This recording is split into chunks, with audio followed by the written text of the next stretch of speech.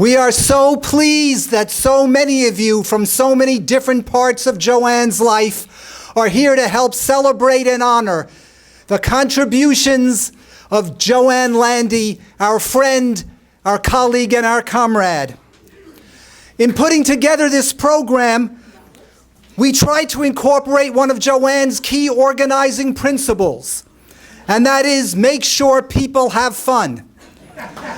And so we're going to start right off with that powerful and rousing song, If I Had a Hammer, and will be led by Joanne's good friend, Peggy Crane. For those of you who are still working on learning the words, it's inside the program.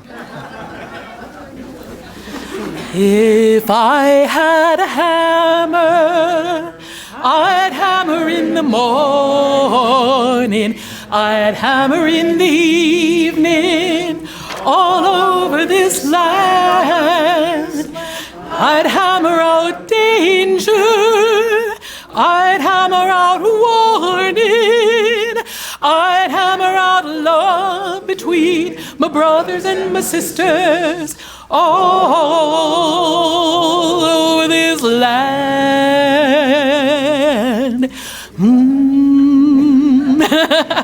If I had a bell, I'd ring it in the morning, I'd ring it in the evening, all over this land. I'd ring out danger, I'd ring out warning, I'd ring out love between my brothers and my sisters, all over this land.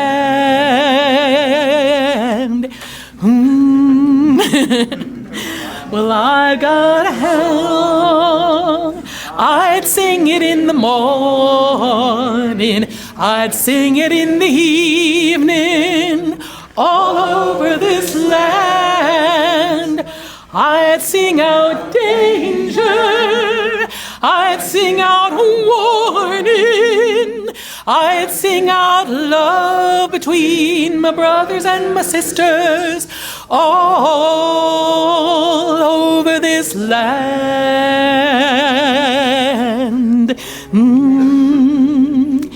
Well, I got a hammer, and I got a bell, and I got a song to sing all over this land. It's a hammer of justice, it's the bell of freedom, it's the song about love between my brothers and my sisters, all over this land. Woo!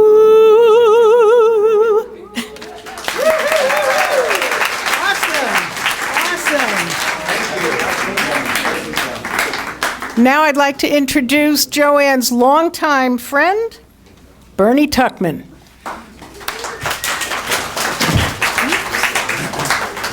I first met Joanne when I was an impressionable youth of 17. And she was an older, politically sophisticated woman.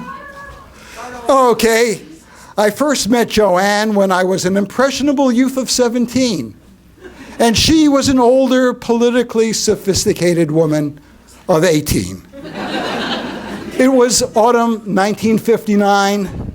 I remember the long subway ride back from the village to Coney Island after a deep into the night conversation with Joanne, my mind dancing with new visions of workers' control and how, by participating in struggle, people learn how to make self-rule real. Beyond this heady introduction to revolutionary socialism, I had found a friend and a comrade for life. I suspect many of you have your own conversion tales to tell about meeting Joanne and never being the same afterwards. Joanne impressed me then, and she still does, with the integrity, engagement, and generosity of spirit that she brings to everything she does, not only politically, but also in her personal life.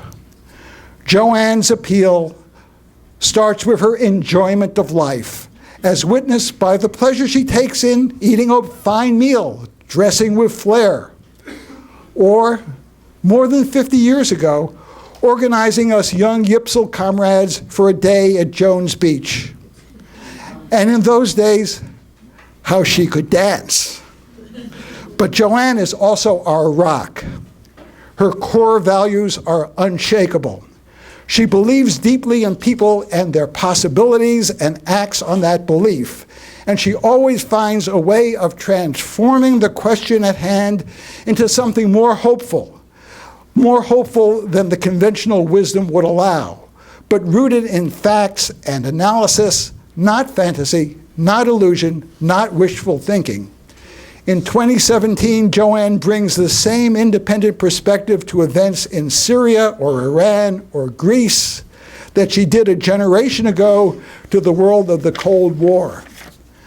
She has a gritty determination to fight for a more hopeful future despite the odds, and a gut belief that what is morally right is also the best politics. Why? Because it is worth fighting for. Joanne's activism is tenacious, clear-minded, and grounded in the real. She's not shy. You always know what she thinks, but she's never driven by ego. Her approach to life is deeply honorable. She won't compromise her respect for the truth to win a point.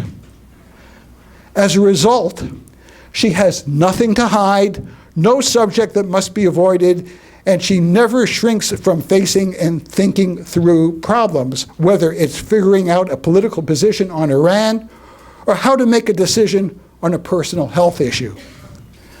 I and we here all know that when we have a problem, we can count on Joanne as a champion, making the case that helps us find the courage to fight for what all of us are entitled to. And now that Joanne has a health challenge of her own, she is just the same. Level-headed, problem-solving, funny, spunky, and a force to be reckoned with. So today, we celebrate that combination of intelligence and concern and down-to-earth connection that makes you, Joanne, such a wonderful speaker and writer and organizer and such an amazing friend. Okay.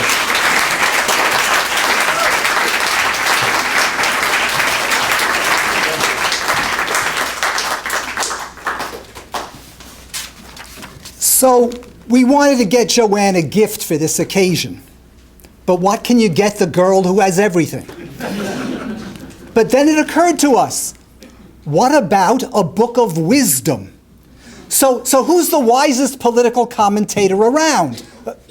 Joanne Landy. So we've put together for her the Joanne Landy Reader.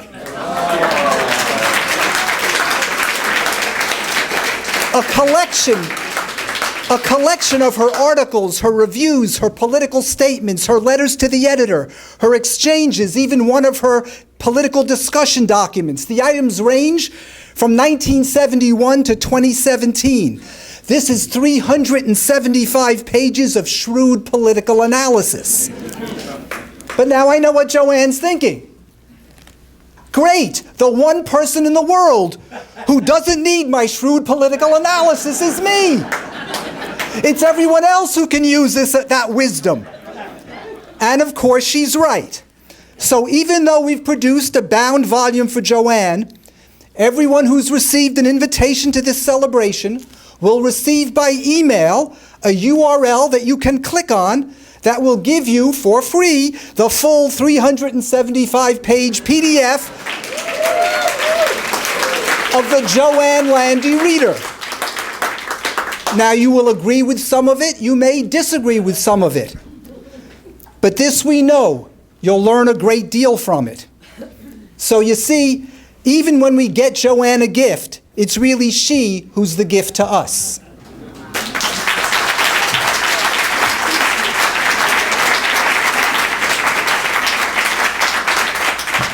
And I don't know if I can show you, I can't see enough to show you the cover and the back cover.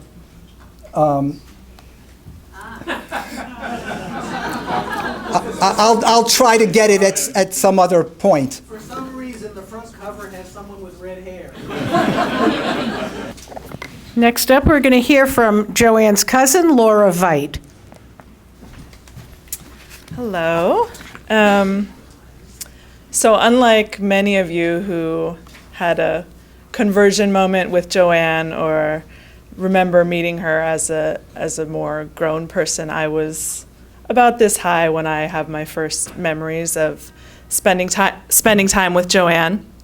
And I just got lucky. We are family. So Joanne's father was my grandfather's brother. And I first remember spending a lot of time with her on a trip that we took as a family to Emmendingen, which was the small town where her father and my grandfather grew up. And that... In Germany. In Germany, yes, in Germany. And we visited the town in 1989. And it was a really, just an experience that made a very strong impression on me as a young person. From far away in California, who didn't know Joanne very well, it was a time that really crystallized in my memory that knowledge of her as a really kind of exotic relative, but someone who was very worldly and able to speak to everyone, and it was just a kind of comfort with the world at large that I hadn't really experienced as someone growing up just in a small town in California. And in the intervening time in my childhood, you know, my family of 2 other siblings and my 2 parents had several times when we squeezed ourselves into Joanne's apartment, and had, you know, got to know her. I got to know her better that way, but it was really only as an adult, moving to New York after living in going to college, that I really got to know her well. And we instantly bonded over the weakness of New York winters. I had gone to school in Chicago, and as Joanne is a native of that city, we concurred that the New York winters had nothing on Chicago. And in the years intervening, the intervening decade or so that I've been here, I started to look forward to CPD fundraisers when I would go to Joanne's apartment to stuff envelopes, enjoy fresh coffee, unlimited Riesling. And, you know, I really, in those times, talking about politics, relationships, family, life, I gained a lot of... Yeah, Joanne was a person in my life who was really willing to ask and not let me not answer hard questions about my own life. So that was, it was just, a really important relationship in my 20-something life journey. So that has been truly wonderful, and her wit and wisdom in that kind of personal relationship has really been wonderful. So I know that all of you know maybe a similar side of Joanne. Thank you.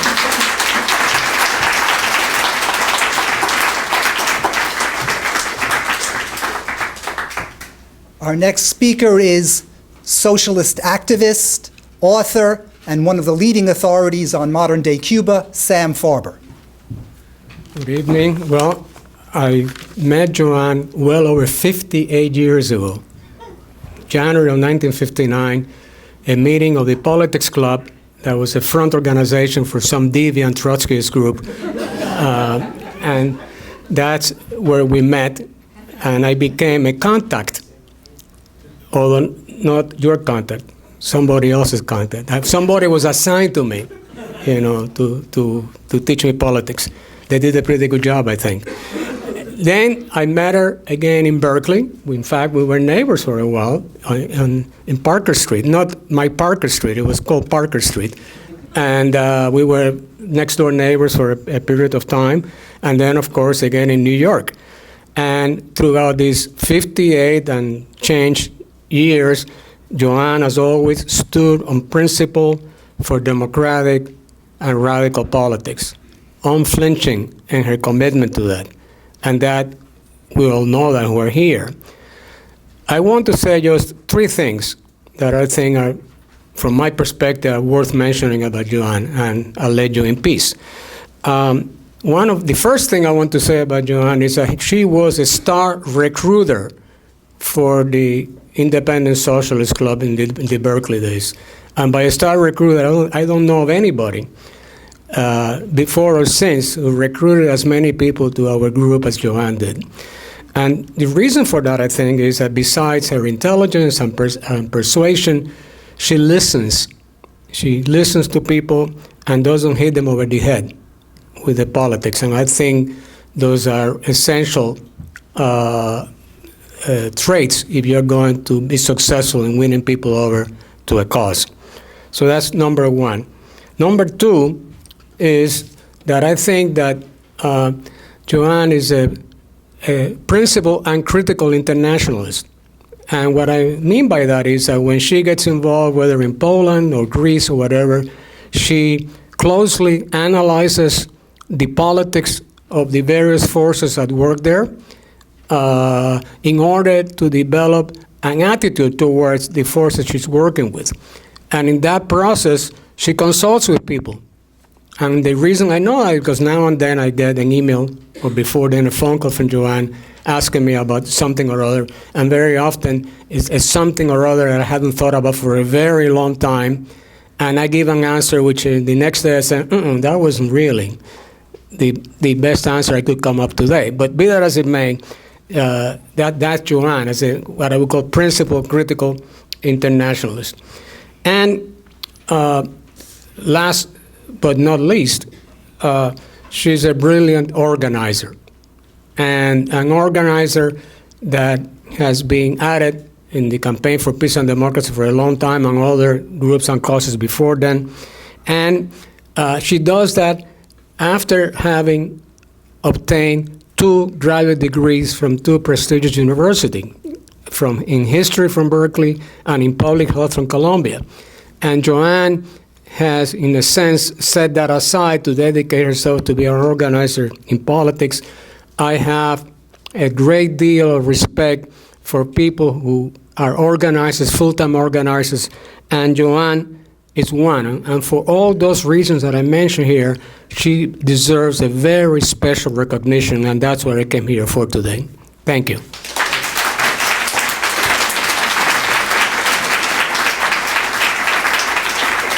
I have a statement to read from Adam Hochschild. Am I saying that right?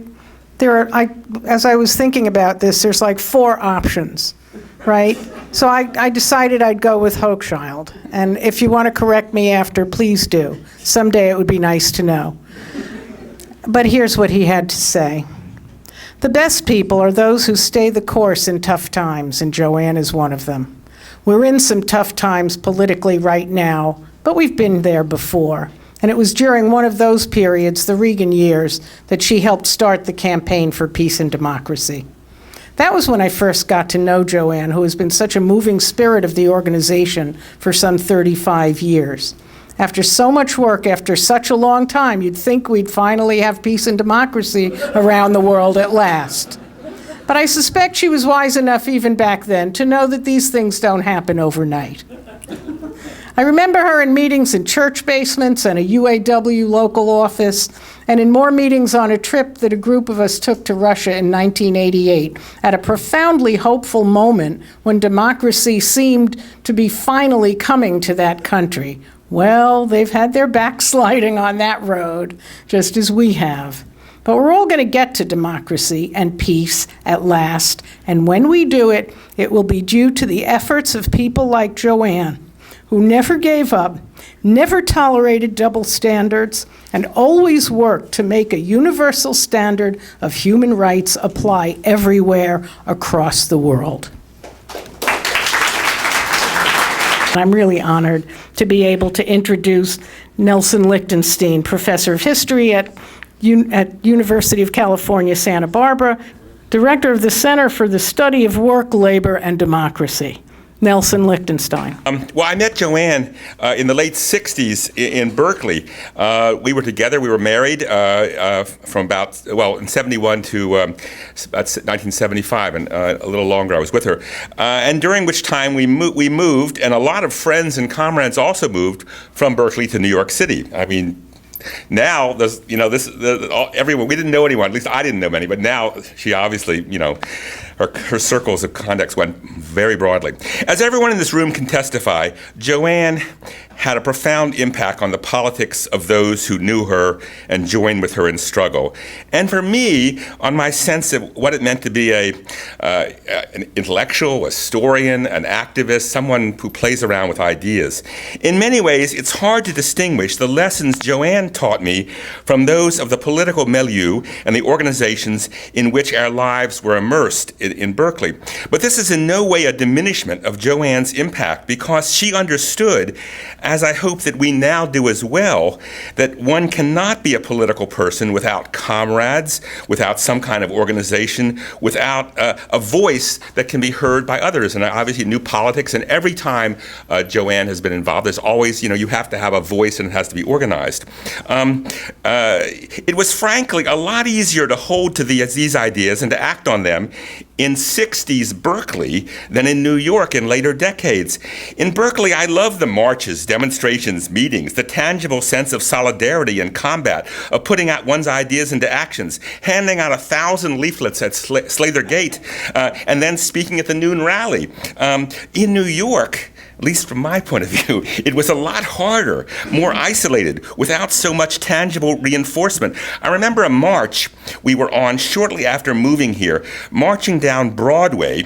There may have been 2,000 or 3,000 people there, not bad for Berkeley, but swallowed up in New York City, where the police confined us to a sidewalk and one lane of traffic. That was demoralizing to me, and maybe it was to Joanne as well, but she had the capacity, the moral, ideological, political verstance, to look beyond the defeats of today in order to see how those now on the margins could transform their insignificance into a democratic majority. So Joanne was always a fierce Democrat. This was a key lesson I think I learned from her. Radical politics always consists in charting the path from obscurity to majoritarian power. This is what we used to call, and still call, socialism from below. And the stakes could not be higher. I remember another instance in Berkeley in the spring of 1970, when students and then Governor Reagan shut down the University of California. This was the Cambodian moment, incursion. We had a big meeting in history with several of us, including Joanne, speaking. Or if she didn't speak, she orchestrated how our caucus would project itself. I cannot now quite remember the issue that divided us, but we lost, closely but decisively. And not to the conservatives in the room, there weren't any, but to the liberals, many of whom we had once thought our allies. On the way home, we were both quiet and thoughtful and profoundly disappointed in an almost meta-historical way. If here in Berkeley, at a moment of high mobilization, we could not win, then the door would soon be open to the right, and the left would face some really difficult times. And so it proved to be, decade upon decade. The lesson, of course, is that you never know when you're going to be engaged in a consequential fight, in a struggle to change minds and hearts that will have a legacy far beyond the moment. I know that in whatever she does, Joanne has always been aware of the stakes. They are high. You cannot abstain. And persistence in argument, in organization, in sheer determination always helps prepare the way for the combat that will inevitably beset us. Joanne. I'd like to read a letter we received. It's from Chappaqua, New York. Dear Joanne, what a well-deserved celebration. We have a lot in common, you and I. We are both women in politics. We are both not President of the United States. For you, words are very valuable. For me too, as I told Morgan Stanley and Goldman Sachs. You have often been thwarted by the FBI, so have I. Everything in your apartment looks like it's been wiped clean. Same with my email server. Some of my opponents accused me of always being tired. Some of your friends, while noting that you're indefatigable, point out that you never get up before noon. Let me leave you with this. Your enemies will say all kinds of nasty things about you. But remember, when they go low, we get high.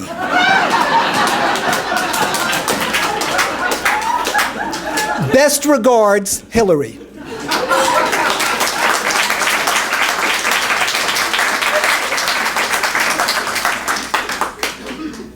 Our next speaker is one of the original co-founders of the Campaign for Peace and Democracy East and West, Gail Daniker.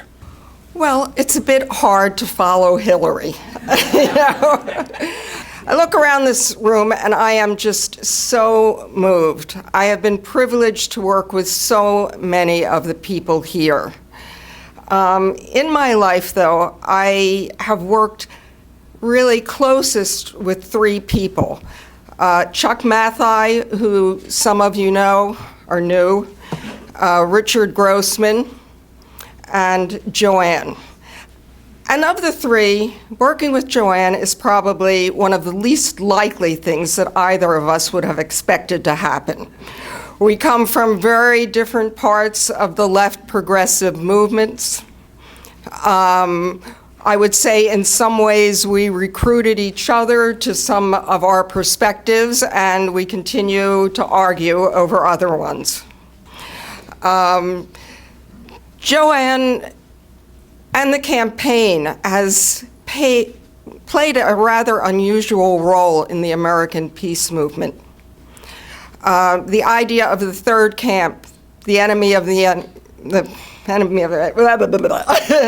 enemy of my enemy is not my friend. The whole struggle of movements from below. The campaign has played a pivotal role in keeping that alive in the American peace movement. I really wish that we had less of a pivotal role and that there were more people from the left and from the peace movement who shared the perspective. One of the things that was extraordinary about the campaign, and still is today, is this ability to bring activists from very different parts of the world and from different perspectives together. I mean, really, who would have believed around Nicaragua that there would be people from Eastern Europe signing statements? This was quite extraordinary at the time. And all of the work around solidarity, which we were really most involved in at that time, I mean, opened up the ability of activists in the East to really become part in a different way of movements in the West. And Joanne has continued to do that till today, or yesterday. And she has continued to do it with some extraordinary people. Tom is here, Jennifer is here, Andrea. I mean, it was a wonderful group of people that have worked on this effort, but she has been the leader of it. And we owe her a tremendous debt for keeping this perspective going. The other thing I want to say about Joanne, and people have alluded to it, but it's something that's really been wonderful to me to work with her over these years. I mean, she and I have had our ups and downs, you know. We're both eccentrics in different ways. But, I mean, you know, it's 11 o'clock at night, it's 10 o'clock at night. Well, most recently during the afternoon, we call each other, or someone calls in about something. And, I mean, we are laughing to the point that we are almost in tears. We are talking about incredibly difficult things, but her wit is wonderful. Most of you know that. And, I mean, I literally have gotten off the phone with her in tears many times over just hysterical things. And, of course, the other thing we share, which in some ways is indicative of the campaign itself, which is relationships. She and I have talked for years about all of you, you know, and about each other. And, you know, I mean, gossip is one of the things that keeps the movement going. So, you know, to a really extraordinary activist and to a wonderful person, Joanne.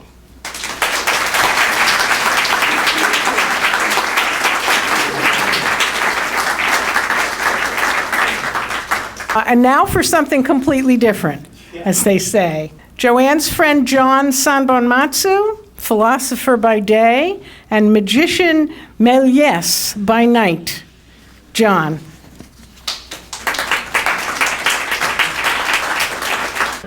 I've known Joanne for 30 years. I met her when it was the campaign for peace and democracy, East and West, bridging the divide between East and West. And I have to say, I don't want to speak too long because I know that you don't want to hear what I have to say. You want me to do something magical.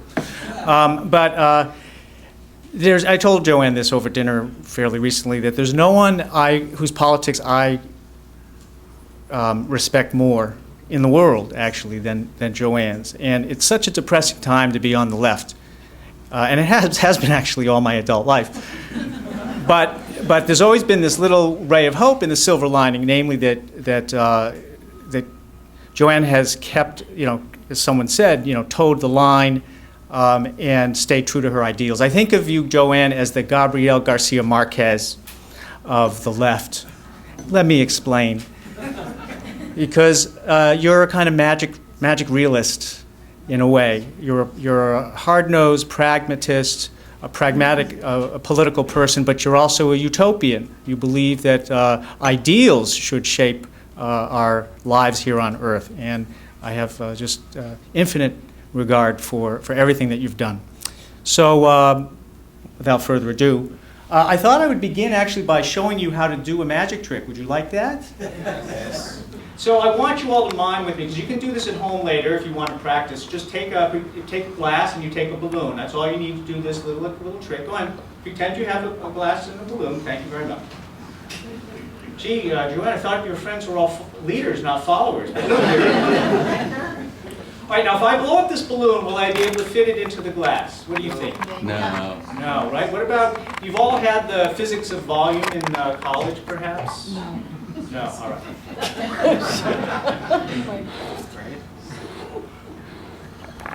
Careful. This is the hardest part.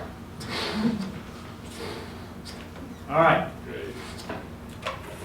Now, let me ask you, how many of you think I can fit this balloon, I can fit this into this? Raise your hand. You think I can? Really? What are you get on? All right. You can do this at home. All you need to do this trick, as I said, is a glass and a balloon. Oh, wait a minute. And you need a magic wand. And it has to have a very sharp point. It's called a knife.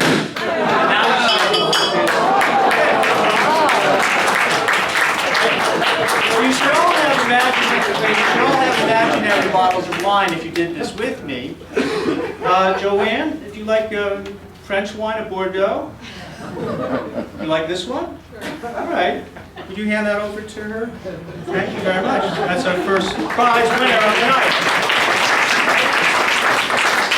Hey, how'd you do that? I don't know. You know, I was thinking about Joanne and her many facets, and I was thinking about the fact that she's Jewish. Did you all know she was Jewish? Half. Half. Like you. Yeah, well, that's the better half, right? Well, you know, Joanne is part, you know, therefore, you know, even though Joanne doesn't wear her Jewishness on her sleeve, I mean, she is an ardent Zionist, but other than that, you know, she doesn't talk about it that much. But I was thinking that, you know, she's part of this secular, radical Jewish tradition, you know, of struggle against great odds that goes back, you know, thousands of years, actually. And this made me think of that concept, tikkun olam. How many of you have ever heard of tikkun olam? That's terrific. Well, it's a little complicated metaphysically. It goes back to Lurian rabbinical lore and the Kabbalah. But it's the idea that when God created the universe, he, she, or they, put a bit of the divine in everything. Basically what happened is the divine light fragmented into these shards of divine light and into millions of little splinters and attached themselves to the material world. And that's why everything is fucked up. Because, because there's this evil that's chaining the divine light. And so tikkun olam is the idea, it means in Hebrew, repairing the world, to repair the world. And the idea is that if we do good deeds, or we, you know, if you're more conservative, you pray and so forth, you help to free these enchained beings. Okay? Isn't it beautiful? And they come up, and then they form a whole again, the divine whole. So in a moment, I'm going to ask you to say tikkun olam with me, all right, to repair the world in your honor. So I'd like everyone to just practice, say tikkun olam. Tikkun olam. Beautiful. I feel like I'm at the synagogue. So here's the thing. On my way over here, I picked up a newspaper. I came in from Boston this afternoon, and it's the one newspaper that Joanne actually respects and admires. And she told me many years ago that she tried to emulate this editorial line in the campaign's newsletter. So it's called the Wall Street Journal. And you know, I picked this up today, and you know, it's so much worse than I even remember it. You know, when we talk about repairing the world, I mean, this is something that literally is destroying the world, yeah? Yep. So I thought that maybe just as a kind of exercise, we would tear this up together. It's not a magic trick, but it's cathartic. Is everyone on board with that? Yeah. All right. And I thought, well, given this Jewish thing I was thinking about, maybe we'll do it in the form of the 10 plagues of Egypt. but with a twist, and we don't have time to go through all 10. All right? So you're going to repeat after me when I go through the plagues. All right? So the first one is war. Say, oh, by the way, if you have some wine, you can dip your fingers in the spray your neighbor. You're not doing, so war. War. That's really good. Global capitalism. Global capitalism. Wow. Mass species extinction. Mass species extinction. Terrific. Repeat after me. No. I will never. I will never. Say. Say. What other people. What other people. Tell me to say. Racism. Racism. Donald Trump. Donald Trump. Terrific. Now we are going to heal the world. Just do this as if, and we're going to put this paper together, which is impossible. But just say it with me, tikkun olam. Tikkun olam. You got to say it like you mean it. Tikkun olam. Tikkun olam.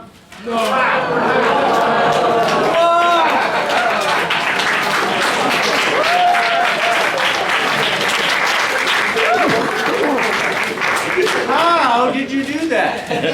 Well, the moral of the story is, Joanne, I don't know anyone who's done more to heal the world. Why didn't you do it more than college?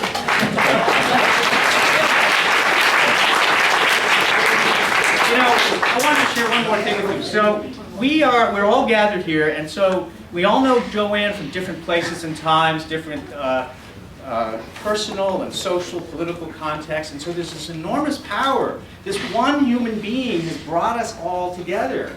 It's incredible. It's like an earthquake of aging, irrelevant leftists all together. No. They're young and tough. Well, I want to do something because I want to harness this power, if I may, and I'd like us to. I thought we would try a little experiment, a kind of experiment in Jungian synchronicity and connection. Now, Jung, of course, had this idea that unconscious and we're all connected in these mystical ways, and I think we're connected to you tonight, Joanne. And so what we're going to do, this room, you all are going to read Joanne's mind. Now, Joanne's many lovers have tried this over the years with kind of not very good success, but I think tonight. So, Joanne, you and I, before this whole thing started, we went down the hall and we did something together, yes? Yeah. In private. Yeah. Do you mind if I share? No, go right ahead. Okay. So I had today's New York Times. Yes? Yeah. And we played a little game of elimination where you eliminated all parts of the paper except for one 4-page section. Yes? Right. Which you have with you. Yeah. And you memorized one word in today's New York Times. Is that right? Yeah. And have you told anybody the word? No. No. Okay. And would you take the envelope from her? Will you bring it? I have to No. Just give him the envelope. Okay. Yeah. So what's going to happen is, hopefully, thank you, we're going to play a game of elimination, and you all are going to discover Joanne's word. You're going to read her mind. Isn't that amazing? It's low risk for me because I'm not involved. So the 4-page section you've had with you the whole time, yes? And you didn't tell anybody your word, yeah? No, she's saying no, you can't see it. All right. So here's what's going to happen. I'm going to tear this paper, and we're going to eliminate pieces of the paper until there's nothing left. Or almost nothing left. All right. So, let's see. You in the back, standing next to the television, that's right there. Should I get rid of the one on my, well, you're all standing next to the television. The woman in the scarf.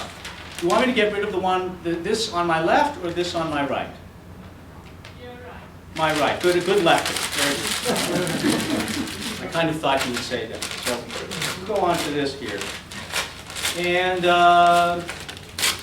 you, sir. Should I get rid of this one on my left or this one on my right? On your right. Consistent politics. This is what Joanne brings us. Everybody knows the right way to do this. The left way to do it. And the left way.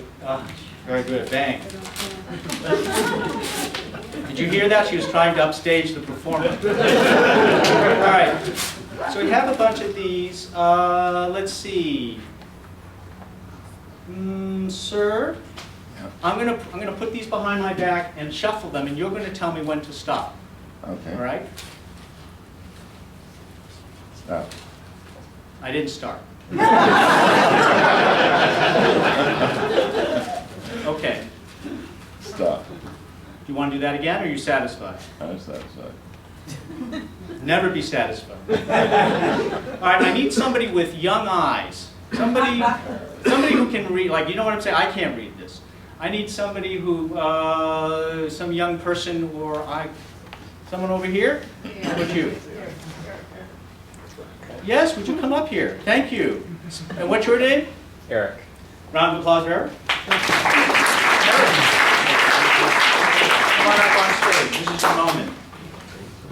Nice to meet you. How do you know Joanne? I'm same relation as Laura, cousin. Oh, cousin. Terrific. Once removed, or? Yeah. Yeah, I'm a psychic also. So Eric, what I want you to do is make a finger like this. Like that. like this. Very good. And I'm not going to ask you to pick a word visually or consciously. I'm going to ask you to just put your hand down randomly. Use your gut or your gut. All right? Close your eyes and put it down anywhere you like. Let go. A word? This one. Do you want me to read it? Not out loud. Do you see it? Yes. I don't think she would have chosen that word, but it's on you. All right, write that word in big letters. Now, Joanne, again, we started with 100,000 words in the newspaper. You eliminated all but one. You haven't told anybody the word. Shit, I don't think this is good. Can't imagine. I forgot what it is. But he has it. Is this the wrong word? I don't know. She hasn't told me the word. I'll recognize it. Whoa. Okay. This sometimes happens, so I did ask you to write it down and put it in the envelope. Yeah? Right. And it's actually, there's a little thing that says Joanne. You can understand the excitement of everything. Yes, no, it's not, I'm not criticizing at all. So I'm gonna ask you to read this and see if it is yours. Yeah. Take that. This is a little piece of paper I folded up. And you had it in this, yeah? And in With the that, other thing. yeah. And what was the word that you wrote down? And it's in my handwriting. Okay, and what was it? Disability. And what was the word? Eric, turn it around, say it. Disability.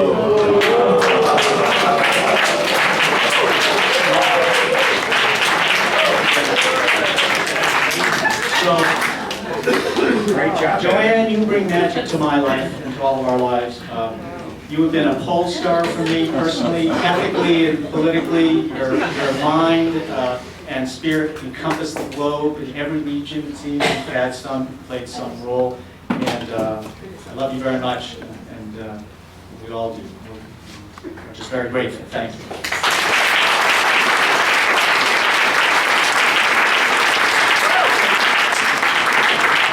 Our next speaker is Reggie Wilson, Senior Scholar Emeritus at the American Council on Education and a longtime member of the editorial board of New Politics.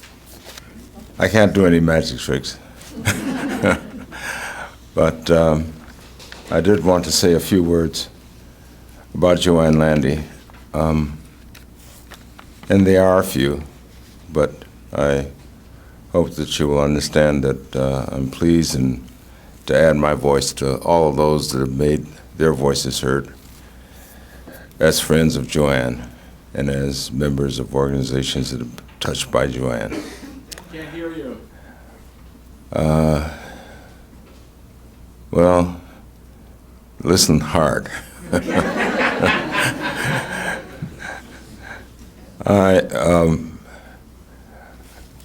I met Joanne as a member of the board of New Politics. I was invited to become a member of the board by Phyllis and Julius Jacobson, who were the founders of New Politics. And one of the first people that I met on the board of New Politics was Joanne Landy. And I was immediately impressed by her knowledge, her intellect, and her grasp of all the issues that were confronting the world at issues. But I wanted to say a particular bit about her work as co-founder and co-director of the Campaign for Peace and Democracy. That opened up a whole avenue to me because I've been considering mainly American politics, and I was pretty knowledgeable about what was happening in this country. But the Campaign for Peace and Democracy opened up the world in terms of Greece, in terms of Italy, in terms of all the other European and Asian nations around, African nations as well, that were conjoined with the world in very different into politics. And Joanne brought a socialist perspective to the understanding of the constant struggle for global peace, and she also brought her own personal perspective to the campaign. And I guess I learned as much from listening and getting information from the campaign for peace and democracy as I did from serving on the board of New Politics. When Joanne had to come to Washington, D.C. to participate in a demonstration or a vigil or something, she stayed with my wife and me, and again shared her knowledge with us. And that was a great personal gift.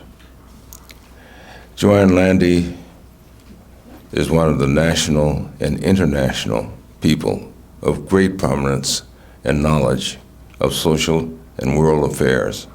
I'm pleased to be her friend and colleague and wish her well on this night, honoring her and recognizing her value to national and international politics and endeavors. Thank you.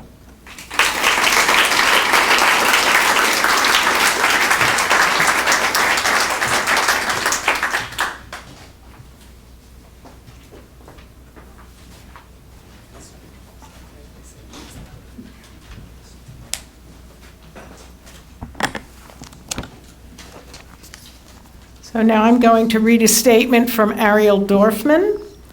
Many years ago, when the Eastern Bloc of communist countries had not yet fallen apart, I rang the bell of the Polish embassy on a blustery day in Washington, D.C.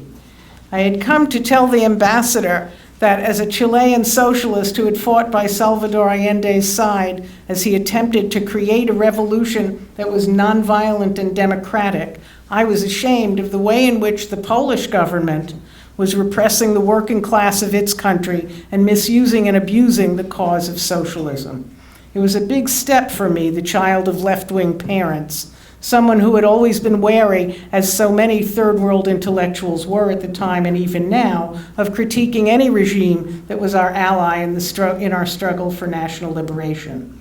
I would never have been able to take that step if it had not been for Joanne Landy, who was next to me that winter day, along with our unforgettable friend Doug Ireland, who had introduced me to the Campaign for Peace and Democracy. The campaign, with its emphasis on opposing the bellicosity of the American empire, while at the same time establishing links with and offering support to dissidents in the Soviet bloc countries, became a formidable influence in my life and activities. In the decades to come, Joanne and Thomas Harrison and the campaign were always there in every crisis and every good cause. With courage and intelligence and a scrupulous care for nuances and differences of opinion, she and her colleague and comrades managed to offer guidance through the thicket of lives and wars and obfuscation and amnesia that we have suffered in these dire times. And now comes the news that Joanne is afflicted with an illness that has slowed her down but left her undeterred in her fight for justice.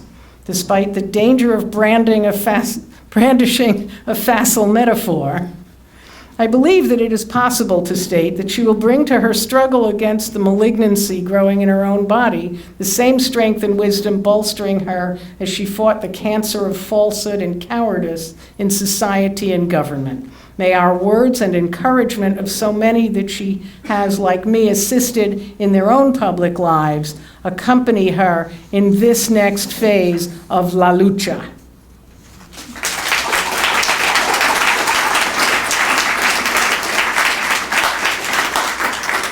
And next up is Nancy Holmstrom, Professor of Philosophy Emerita at Rutgers University and one of the co-editors of New Politics. Nancy?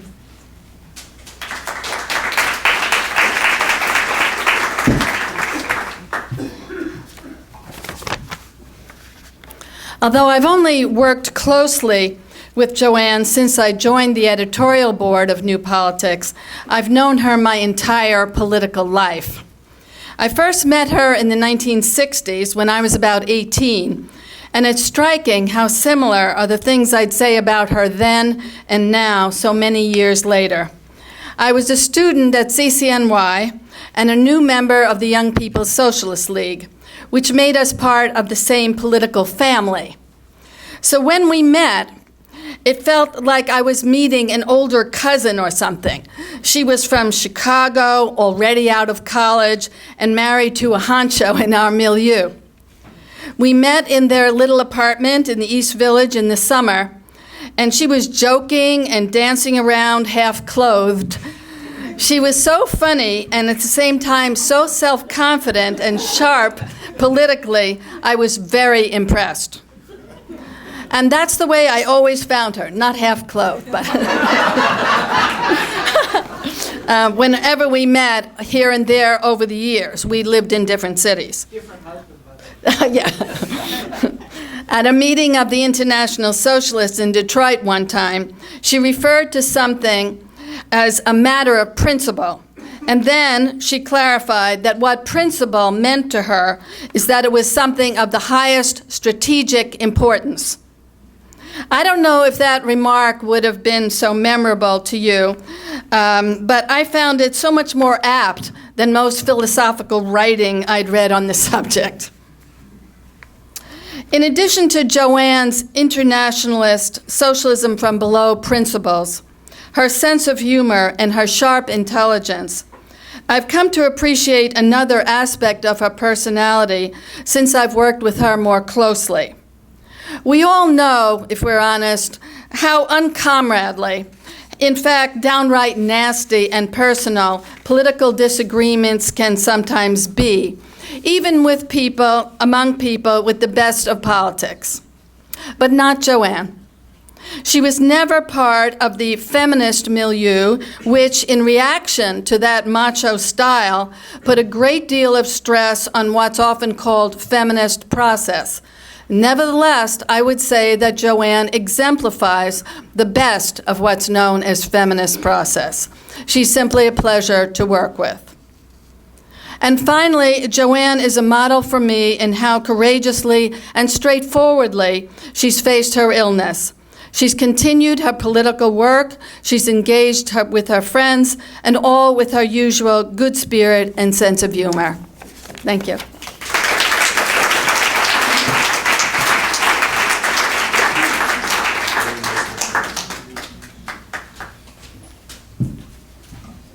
Another co-editor of New Politics, Dan Labatz, will say a few words about New Politics. Hi, good evening. Many people have mentioned here the centrality of democracy to Joanne's vision of socialism. And that vision of a democratic socialism, a radical socialism, socialism from below is the term we often like to use, is exemplified by New Politics. Joanne is on the editorial board. She's not formally an editor, but in many ways I think she's one of the most central figure to me in many ways, because she's a person who very often she'll say, I'm not reading this one. But then she'll turn around and say, wait a second, this is a really important article, and she will turn and spend a good deal of time to go over a crucial piece and make it right. And the thing I think about New Politics is it exemplifies her politics. And when we were going to have this celebration, her feeling was, well, it might as well also be a fundraiser for New Politics, which is something that exemplifies her spirit, her commitment to democracy, her radicalism, and also in New Politics, the notion of discussion and debate. A number of you have already generously donated something to New Politics to celebrate Joanne. If you haven't, we'd be happy to receive a contribution from you as a way of recognizing how much Joanne has meant to you and to your political life. I think at this time it's very important that we have a journal, we have a place we can go for clear ideas, for sharp political ideas. We're here celebrating Joanne while we're lamenting this awful president, this awful government, the Republican Party. We are engaged in, people have talked about the resistance with a capital R. We are going to face this battle of the resistance, and in this resistance we need good ideas. I think New Politics will help to provide them for a new movement to fight not only Trump, not only the Republicans, not only the Democrats who are knuckling under, but to fight the whole system of capitalism, the whole system of all of the undemocratic systems, not only capitalism in the United States, but the other undemocratic regimes around the world. So keep that in mind. If you'd like to make a contribution, you can find me or another Steve or someone else who you've seen here. We'd be happy to take your contribution. Thank you so much. So now it's my privilege to introduce my colleague and in some respects mentor, Dr. Ollie Fine, who is the chair of our New York Metro chapter of Physicians for a National Health Program, as well as a professor at Weill Cornell Medical Center. Ollie. Joanne and I met in the late 1990s when she was working part-time as the executive director of the Public Health Association of New York City. I was the chair of the New York Metro chapter of Physicians for a National Health Program, and we had a part-time executive director's position that Joanne thought she could combine with her FANIC position, her public health job. Joanne brought a tropism for independent politics, strong organizing skills, and after several years, we raised enough money to bring her on full-time. Under her leadership, the New York Metro PNHP chapter grew and developed a presence at all 8 of the medical schools in the New York metropolitan region. When she stepped down to devote more time to the campaign for peace of democracy, she maintained a level of connectedness to PNHP that was extremely helpful. She mentored our new executive director, Courtney Morrow, and in January 2011, when Lori Wen took over as executive director, she continued her mentorship. For instance, she told Lori, Ollie doesn't like to put out email blasts more than once a month. Doctors don't want to have all those blasts. Don't worry, she said, about that. Get the word out every week. If you think it's necessary, it gives the membership a sense that we are alive and kicking. And that's what happened. In addition, there is the slide that you will see where Joanne is actually smiling and to some degree, I'd say, waving from the back of a police van where she's been arrested. And it says, act up, but you should know that was also a PNHP demonstration in 2007 when Joanne got Larry Kramer to become a single-payer activist and announced that, and there was an arrest. Now, when I became president-elect of the national organization of PNHP, Joanne came up with a brilliant idea that I needed someone to help plan and execute visits for me to local chapters, and she volunteered to help. Together, we persuaded the national PNHP organization to pay Joanne to plan and participate in 2 or 3 day trips to local chapters where I would do grand rounds, speak to local activists, meet with PNHP chapter leaders, and interview with local media. Together, we made trips to Philadelphia, Pennsylvania, New Haven, Connecticut, Albuquerque, New Mexico, Atlanta, Georgia, Toledo and Columbus, Ohio, and Minneapolis, St. Paul, Minnesota. And based on this experience, the national office decided to hire a full-time chapter organizer, with whom I worked during my second year as national president. This role has become essential to the national organization's function. In addition, Joanne is a sensitive but tireless patient advocate for friends. Her care and companionship have been crucial to the well-being of many others. So thank you, Joanne, for being such a wonderful political mentor, loyal and trusted advocate, and personal friend. I and others in PNHP wish you well, and we would like to give you a gift. I have here a book called Fear City. And I have to say, it is endorsed to Joanne by the author. The author is my daughter.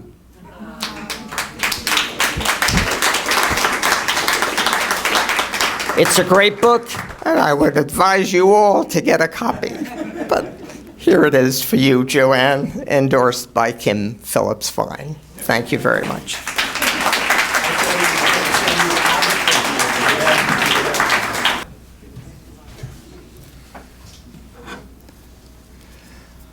I have another letter to read. This one comes from Washington, D.C. Dear Joanne, a celebration? You call this a celebration? My unbelievable inaugural ball, it was fantastic, had a lot more people, a lot more. Sad, sad. And the fake news media won't admit it, but believe me, my business is tremendous, really tremendous, very tremendous. I made more money in one semester of Trump University than all your radical magazines put together. You've been to Russia? Big deal. I went to Russia and met with Vladimir Putin. A great guy, a really great guy. You met with a bunch of losers. I met Putin. What a great guy. Let's talk about the FBI. They tell me you've been arrested 7 times for your sad protests. But why should we stop there? They should lock you up. Come on, lock her up. Lock her up. But the FBI has informed me on 3 separate occasions that I am not under investigation. Absolutely not. You and your whining friends, losers. Look out the window. Yes, now. You see out there Trump Tower. Fantastic. Amazing. Can you believe it? I'm the president. I won. Biggest presidential victory in American history. Fantastic. I'm president. Can you believe it? Big job. Really big job. Who would have thought healthcare could be so hard? But we have a great agenda. Tax cuts for billionaires, ending school lunch programs. Amazing. Here in Washington, things are going great. Tremendous successes. Cleaning the swamp, making America great again. Amazing. Really very amazing. Donald J. Trump. Our next speaker is Sina Zekavat from Havar, the Iranian Initiative Against War, Sanctions, and State Repression. Thank you so much. Well, it's an honor to be up here in front of all you very dedicated and hardworking activists and writers. I got to know Joanne, unlike most of you. My interaction with Joanne goes back to 2012, less than 5 years ago. It was just 1 year after I arrived here, and it was during the time that Obama was having a lot of fun with sanctions and warmongering, and it was also after the 2009 Iran elections, which were prisons were really filling up inside Iran, and so it was a very dire situation. So a group of concerned people, including Joanne and me and others like Udi and Jeff there, came together and formed this group called Havar, Iranian Initiative Against War, Sanctions, and State Repression. We didn't know each other. I didn't know who Joanne was. It was just 1 year that I was in the U.S., so I didn't know anything about the anti-war movement in the U.S. or anything. One thing that I remember really, I paid a lot of attention to Joanne, and one thing that really stuck out was her calmness and her quietness, and it was kind of a frustrating thing for me because we were there and like there was going to be war, and like we were like, why are we calm here? Like, what is this about? And the more I spent time in the U.S. and I got to know the anti-war movement, I realized that this reactionary and fast responses to things is actually what puts us in like these moral and political dead ends. And that's why Joanne's calmness became actually one of the great ways for me to like get to know politics.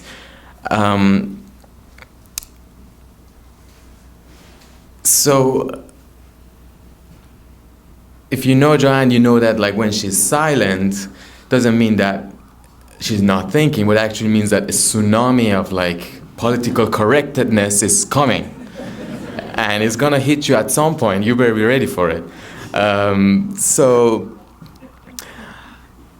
fast forward, the nuclear deal was signed between Iran and the US, and Iran's role in the region becomes more hawkish and militarized, and this put our organizing in the group into some questions because, you know, the nationalist tendencies within the group started to like override the new visions that the group was trying to formulate, unfortunately. But what I learned from Joanne goes beyond these momentary crisis, and it's about this long mission that we all have to contribute to throughout long years. And really, I got to know that being with Joanne is really like being in a creative writing class, really.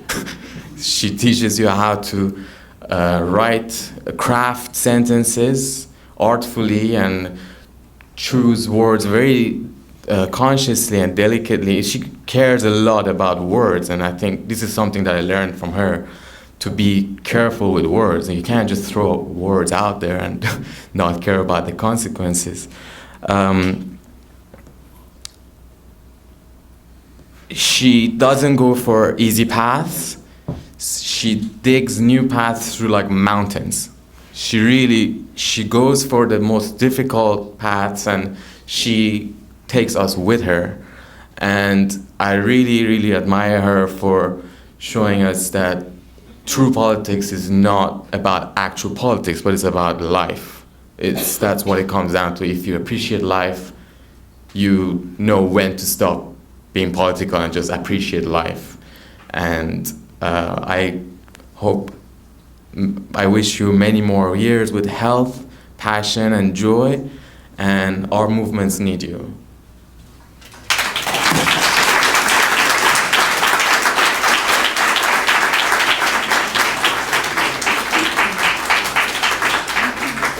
I'm going to read a statement from Piotr Nimchik.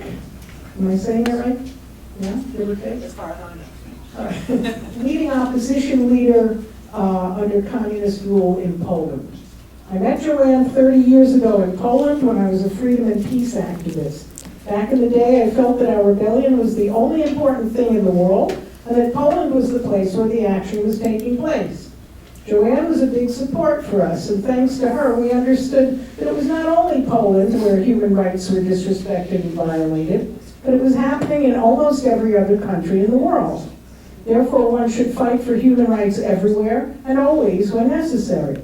She would emphasize it, which made us slightly embarrassed about our ignorance, over and over again. We would like to express our gratitude and appreciation for her support. For this reason, we are planning to organize an event in honor of Joanne. Moreover, one of the most famous rock bands in Poland is going to dedicate one of their next concerts to her, and they will sing for Joanne a song, which we're about to hear, called I Disagree. That suits her a lot, in our opinion. So here is the song.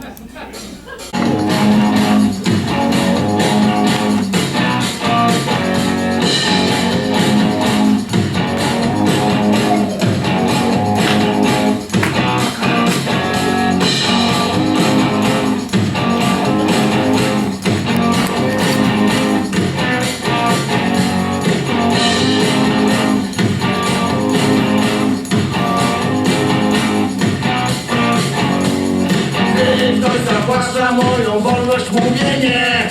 Mylisz to co kocham, to się czuję źle. Ponowna zmiana to jest polityczny PiS. Co wielkim znowu mowy nie zostanie nic, ja się nie zgadzam. Ja się nie zgadzam. Ja się nie zgadzam.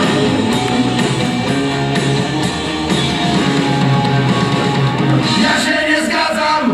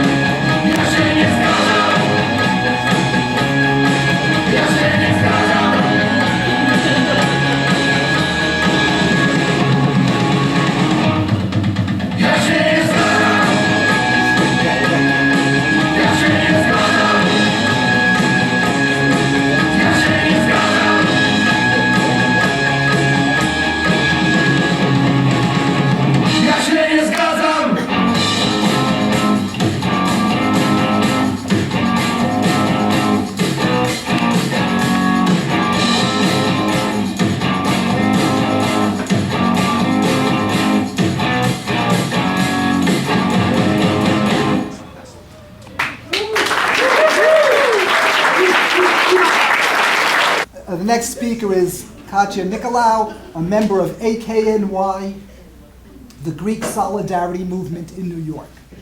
I met Joanne Landy in 2012.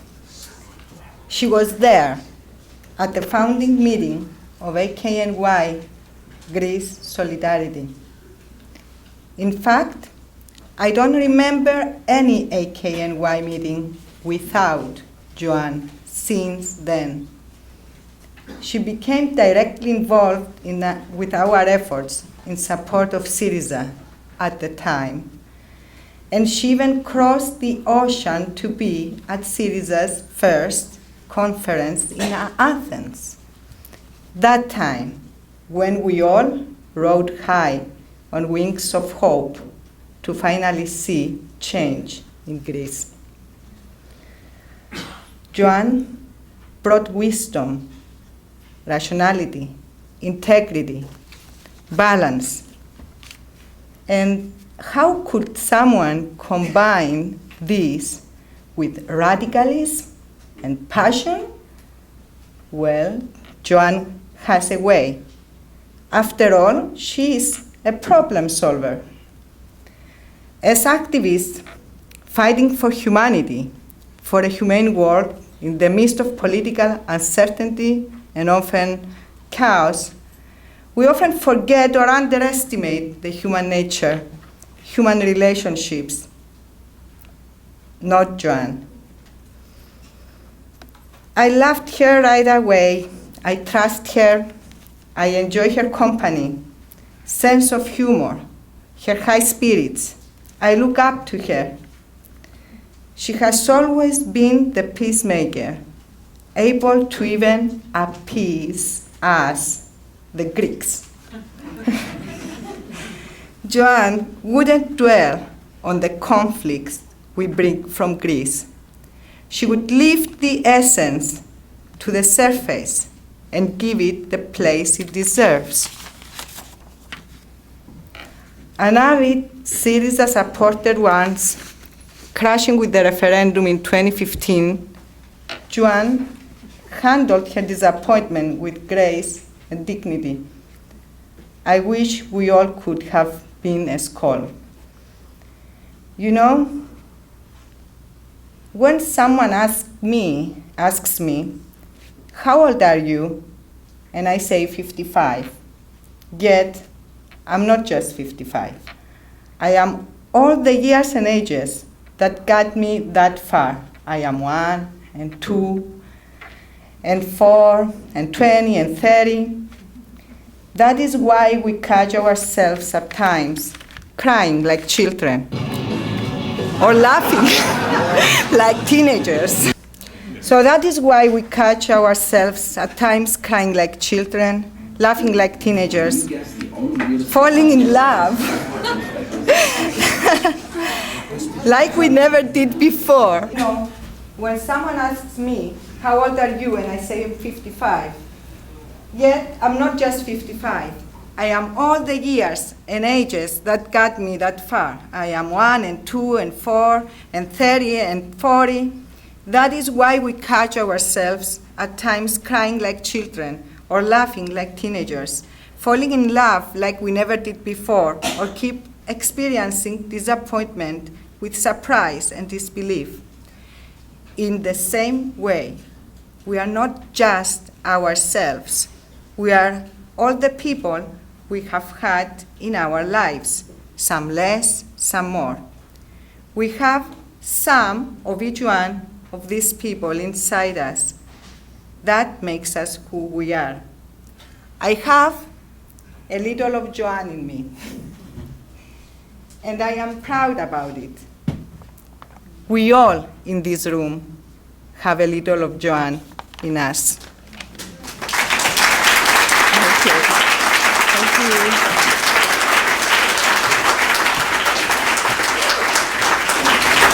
you. Now I'd like to introduce, it's my pleasure to introduce Tom Harrison, one of Joanne's most longtime friends and political collaborators, and the co-director of the Campaign for Peace and Democracy. I've known Joanne for nearly 51 years. Not as long as some others in this room tonight, but that's an awfully long time.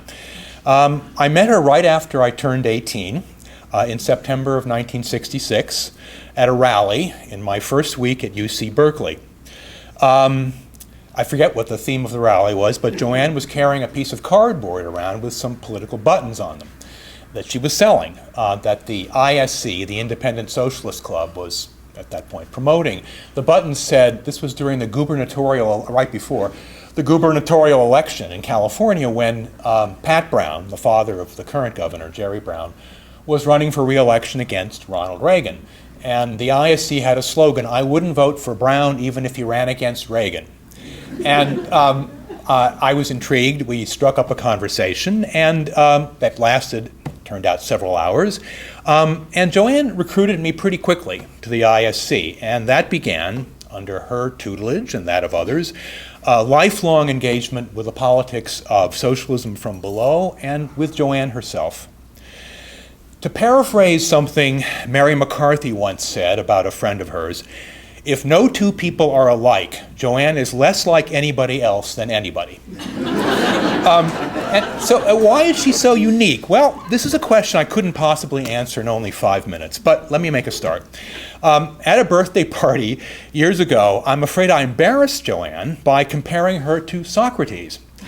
I was reading a lot of Greek philosophy at the time, and perhaps I got carried away. But what I meant was that while Joanne may not be a philosopher, like Socrates, she is a sort of gadfly, which is what Socrates called himself.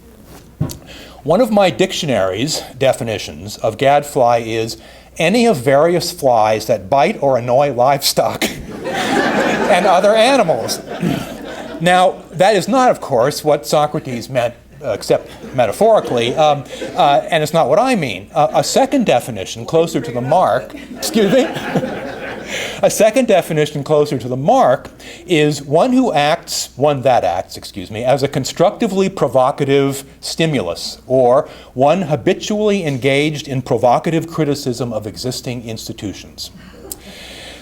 Socrates said to his fellow Athenians, I'm quoting now from the Apology, all day long I will never cease to settle here, there, and everywhere, rousing, persuading, and reproving every one of you. And that's what Joanne does, often to the discomfort of those she interrogates about the issues of the day, but always to their benefit. She asks the difficult but essential questions. Her style is never hectoring or rude. It's never condescending, never from an assumed position of moral superiority. And usually she herself does not have the answers and says so. It's a deeply democratic impulse. What Joanne is constantly urging you to do is join her in thinking things through.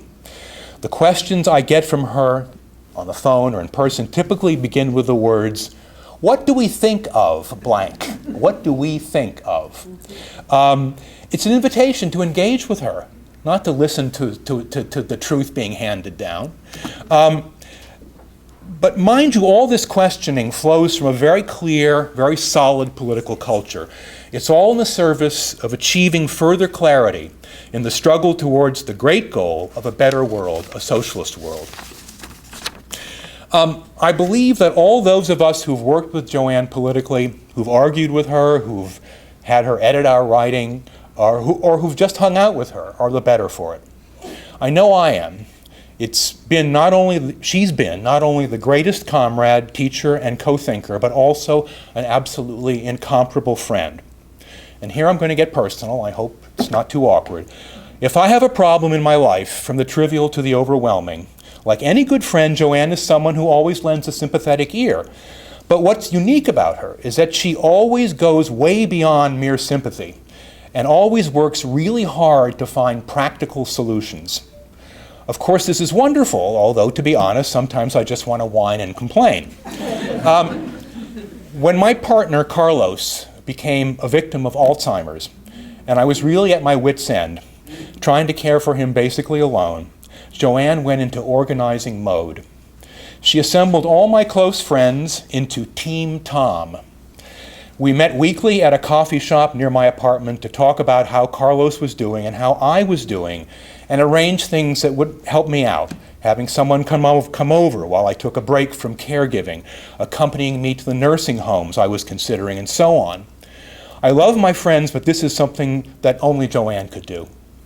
Like everyone, I've had good fortune and bad in my life, but probably the greatest stroke of luck was attending that rally in September of 1966, meeting Joanne and becoming her lifelong friend.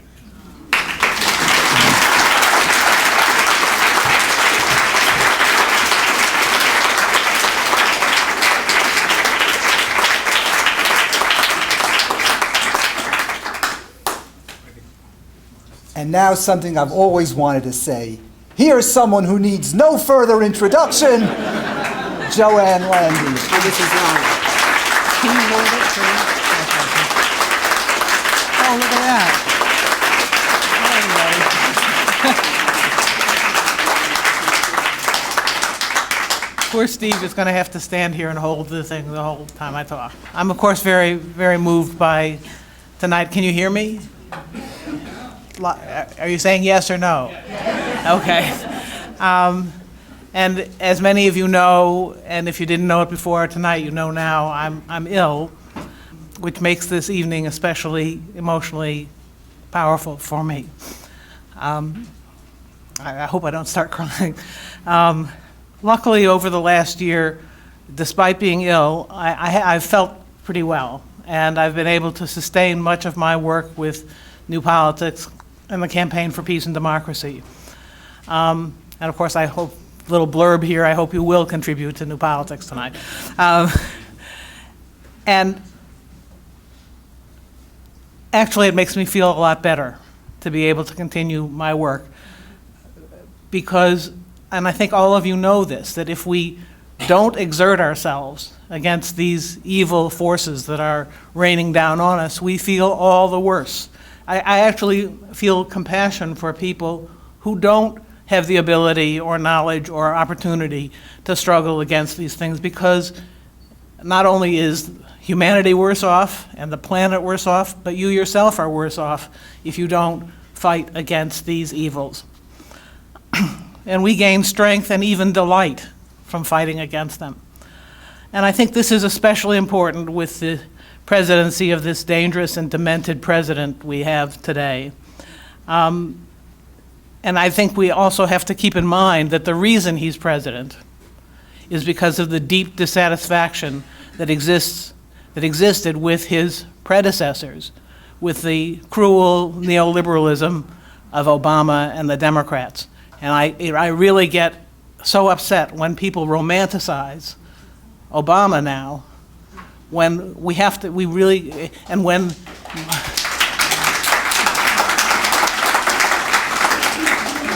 bad as I think Putin is, the Democrats think that this whole Russia stuff is going to save them. No, they have to be replaced, the Democrats. They can't save themselves.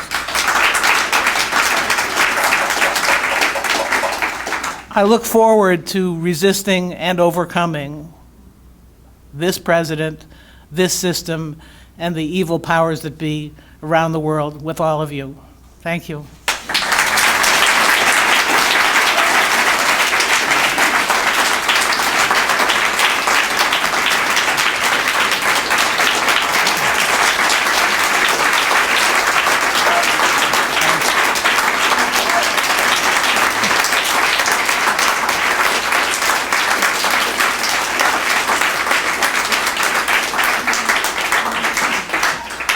I wanted to thank all of you for coming, and it's just great to see everyone from all the different paths being here. And I want to thank the organizers of this New Politics, and particularly Steve Shalom and Dan Labatz and Tom for pulling this together. So thank you all. Oh, and Julia and Nancy. And, look, I'm not going to embarrass myself. Martha, yes, you know, this is great. It really means a lot to me, so thank you all.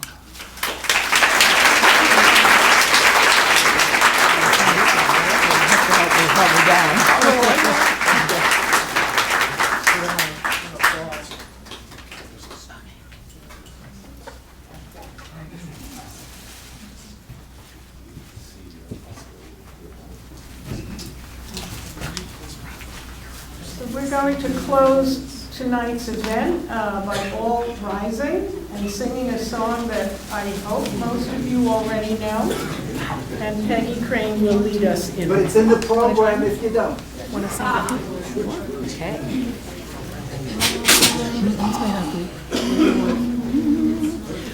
Arise, ye prisoners of starvation. Arise, ye wretched of the earth. For justice thunders condemnation. A better world's in birth. No more traditions change shall bind us. Arise, ye slaves, no more in thrall. The earth shall rise on new foundations. We have been not, we shall be all. 'Tis a final conflict. Let each stand in his place. The international working class shall free the human race. 'Tis the final conflict. Let each stand in her place. The international working class shall free the human race. We want ascending saviors to rule us from a judgment hall. We workers ask not for their favors. Let us consult for all to make the thief disgorge his booty, to free the spirit from its cell. We must ourselves decide our duty. We must decide